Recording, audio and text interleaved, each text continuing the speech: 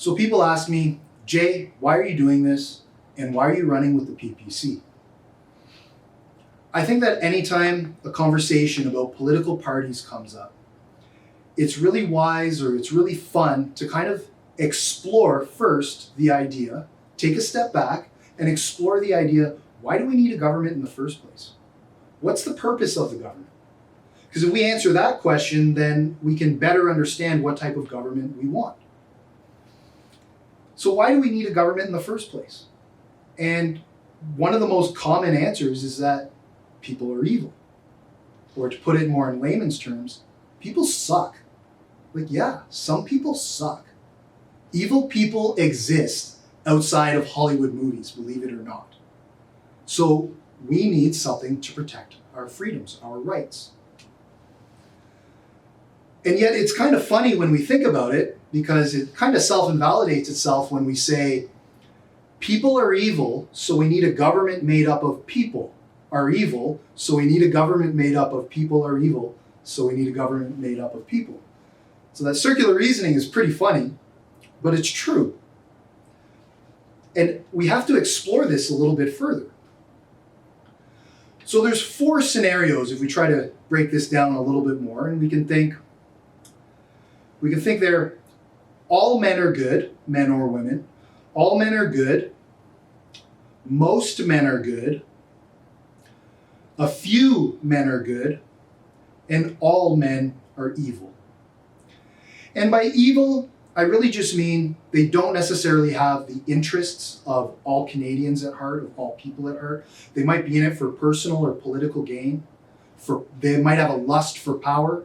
And we definitely know that a lot of our politicians love the money. A lot of politicians are corruptible.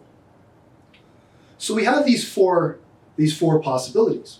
Now, if all men and women are good, well, we wouldn't need a government at all, because all men and women are good. They're honorable, they have integrity. If all men are evil, well, a government would surely fail because it would 100% be corrupt. So that wouldn't work either. It would just be evil people taking advantage of evil people. If we have the scenario where most men and women are good and few are evil, then what happens is we know that evil people are drawn to power because of this lust for power and money. So they will get into positions of power, and it won't work out the best for everyone. Everyone's interests aren't necessarily being held when we have corrupt people in power. And then the other one is few men are good and most are evil.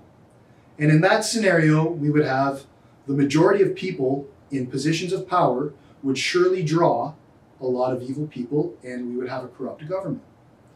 Now, I think it's safe to say that we live in a world where the majority of people are good. Men and women and their children, we have a lot of good people in society. If I walk around outside and I talk to 100 Canadians, I feel like I'm talking to 100 great people. We have an awesome country, and everyone's just genuinely trying to be a good person, I feel. We all do the best that we can. Doesn't mean we're all correct with everything, but we all have good hearts, I think. But that's our scenario, is we have a system that draws people for power. So in that regard, it's interesting, or it's a good idea to, within your conversations of what type of government should we have, is to have one that maybe restricts or limits the powers of government.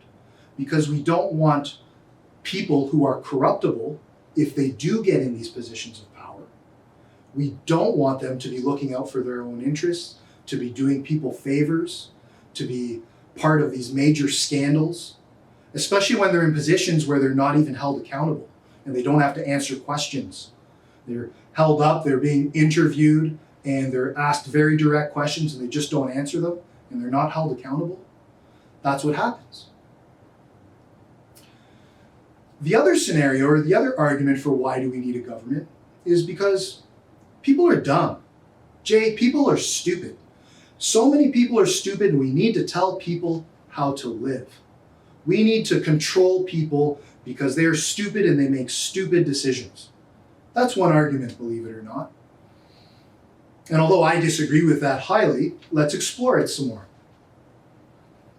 So my question is, if all people are stupid, why are we magically intelligent enough to choose to elect our leaders come election time? We're not intelligent enough to make the choice of how to, live our own lives, to make choices pertinent to our own interests.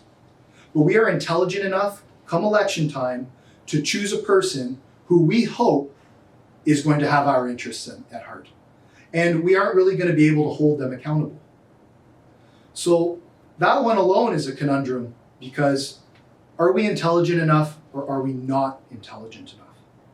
And at the same time, that leads us to the exact same thought. Perhaps we should restrict or limit the powers that a government has over us. And that's why we have things like the Bill of Rights and the Charter of Rights and Freedoms.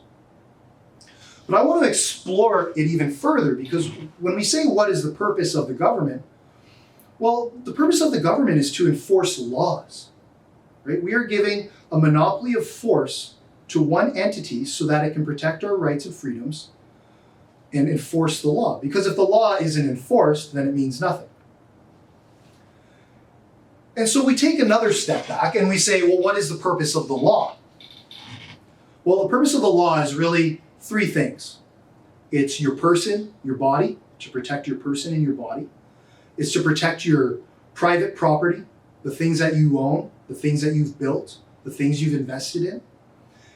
And it's to protect your pursuit of happiness, your liberty, your freedom, your ability to make choices that will affect your future. And ultimately, when we look at this can be looked at another way, which is your past, your present, and your future. Your past is your private property. Your present is your person. And your future is your pursuit of happiness. And if we take any one of these away, you can't have the other two. That's the interesting thing. But that's the government's role, is to enforce the law. And the purpose of the law is to protect our person, private property, and pursuit of happiness. So many different ways we see this being eroded. We see this being attacked. In the last 18 months, our Charter of Rights and Freedoms has had a lot of it hacked away at it. A lot of people just ignoring certain parts of it. This should frighten Canadians, and Canadians should really keep this in context the second that we get into a conversation of what is the best party that should be running this country. What are their values? And to answer that question, for me, it's I care about the party that is going to limit the government, limit too much overreach on our rights and freedoms, protect the Charter of Rights, not keep expanding and growing as a government as it always has, spending more and more and more, spending our children's future money. We should be limiting the government from doing all of these things and protecting our futures, the futures of our children. And this is why I chose the People's Party of Canada, because they understand that conservative value, that we can't let a government just grow recklessly, unhinged.